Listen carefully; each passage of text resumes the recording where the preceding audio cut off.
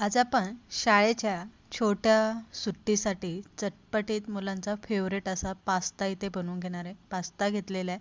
त्यानंतर कढईमध्ये पाण्याला उकळी आली की मीठ आणि तेल घालून पाण्याला एक उकळी येऊन द्यायची. पास्ता धुवून घ्यायचा आणि 10 मिनटं मीडियम गॅसवरती पास्ता शिजवून घ्यायचा. पास्ता शिजला की एक बोटाने तोडून बघायचा. नंतर झाऱ्याने आपल्याला निथळून चाळणीमध्ये घालायचा.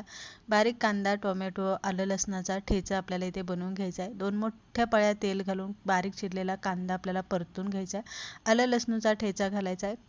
टोमॅटो मीठ घालून आपल्याला टोमॅटो चांगला शिजवून घ्यायचा. हळद घालायची, धने पावडर घालायचे, लाल मिरची पावडर घालायची, टोमॅटो सॉस घालायचा आहे, मेयोनीज घालायचं आहे. त्यानंतर शेजवान चटणी घालायची आहे, मीठ घालायचं आहे आणि आपल्याला पास्ता सॉस यामध्ये घालायचा आहे.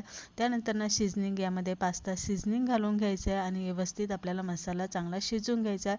उकडून घेतलेला पास्ता घालायचा आहे. झाकण ठेवून 10 मिनटं वाफेवरती पास्ता शिजवून घ्यायचा आहे.